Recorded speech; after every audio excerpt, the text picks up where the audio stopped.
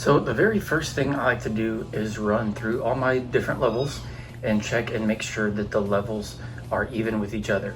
So we can see both of these here. Now the surface that I'm on is not perfectly level, but we can see that both bubbles are actually just touching that line. So the next thing I'm going to do is I'm going to turn one around the other way, and I get the exact same reading, one just touching the line. I like to turn the other one around the other way, and again we get one that's just touching the line. So next thing I do is I like to turn them sideways. We'll go over here, and now we can definitely see that these are not, this surface is not even, but we can see that on the inside it's just touching the line. Now see, I have a little bit of difference here, how that's rolling over to the left where it's not touching the line. So I think that's more of this surface I'm on and the fact that these are not perfectly even with each other. So I'm gonna go to another surface and check these. Okay, so this table is pretty straight, so we can see both bubble levels are good. And again, I like to just turn one, and I try to get them in the exact same position as I possibly can. Looks like we're good there.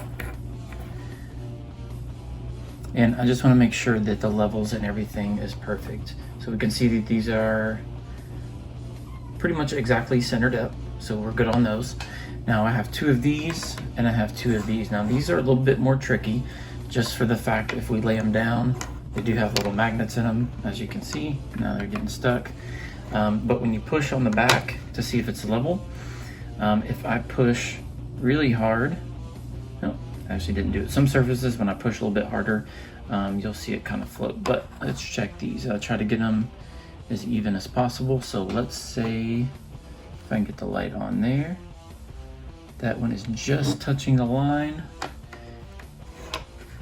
Get that one out of the way. And that one is just touching the line. So I had a third set, and one out of each one of these sets was off. And so this is why I recommend getting at least a second set. Okay, so our bubble levels look good. Now the next thing we need to do is we are actually going to test these on our gun. All right, so the way that these are designed is this actually has a magnet in it, and it is designed to go on the rails of the action.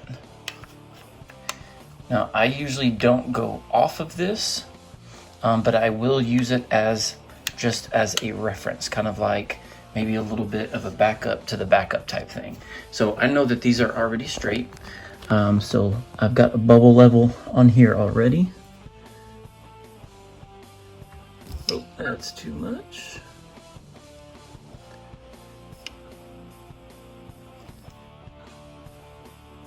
Okay, so we can see that is now level. And then if we check, oh, I bumped it. As you can see why this may take a little bit of time. Okay, so when we check this one down here, we can see that our action is level. So on this rifle, I could actually use this one down here. But I wouldn't want to strictly reference that. I would want to make sure something is level to reference this, to make sure that these actions, that those rails are level. I've already done all this, but I'm just showing this for the video. So you wouldn't want to reference that. You would only reference it to something level, like putting a bubble level on the actual rail here. So that's how we use those. The problem with that is, if we look at, sorry, my lighting is terrible, but we have the Tika here. Now, if we take this one and put it in the Tika, and again, we've got a bubble level up here. So let's get this as straight as we can. We'll call that good. Now let's look at this level down here, and we can see that it is way off. Maybe that works better. So you can't always go by that. So that's why I recommend multiple levels, and we're gonna check multiple places on our rifle. Now, let me show you one more thing. Actually, it's gonna be a couple different things. We're gonna go back to my Remington. So we know that our action is level, and I've told you not to go off of the caps. This cap happens to actually be completely flat. So in this case, I could actually go off of the cap, but I still want to use the plumb bob and flashlight to make sure that the scope internally is actually level to the outside of the body. So in this position, I could actually do that, which I know that it is lined up, but if we check the bubble level on the scope here, it is good. If we check it here, it is good. And when we check it over there, it is good. I've got the camera off at an angle a little bit, so it looks like it might be off, but everything is perfectly even on this one. So that would be my 3 points that I would check, and I would actually use the fourth one on the rail right here to make sure everything is 100%. Now, watch what happens when we take our 2 levels that we know is level. And of course, I know that this is level, and we put this on here. Now we can see that this is not level. So the bubble is actually touching the line. So there is a little bit of a cant in there. So if I was to level this with the top of my scope, with that ring, it's gonna be off, and that is what we don't want.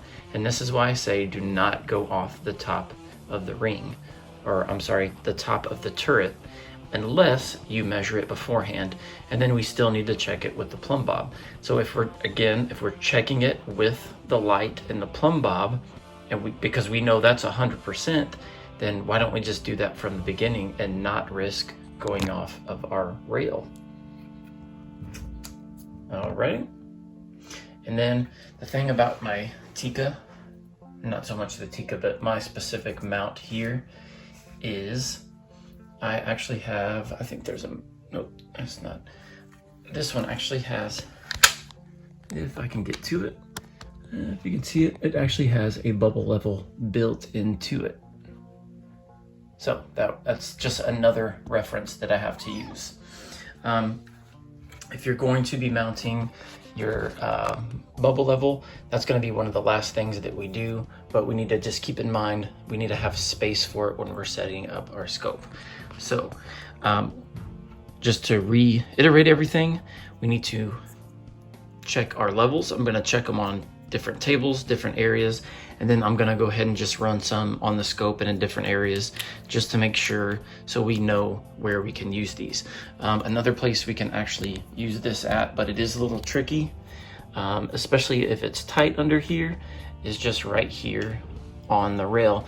You just have to make sure, because it has a magnet in there, you just have to make sure it's going to lay flat. The other place we can run this is back here. If you've got, oh, I don't have space on that one. I do have space right here though. So let's run this here. So this is actually going to be on our rail.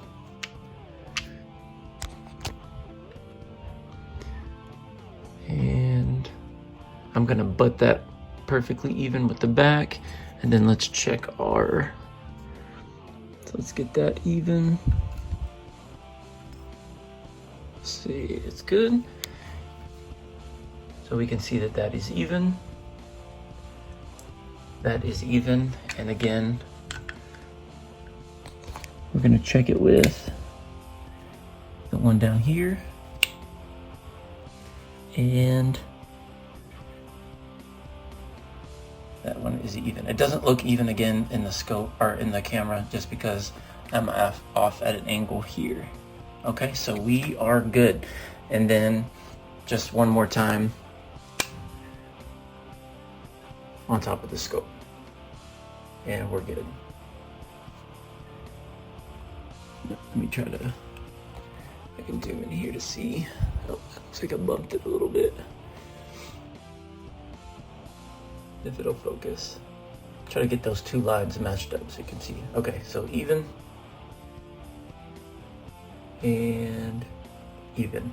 So on this one, I know I can go off the scope cap But anyway, so let's jump into it. Let's get our scope mounted.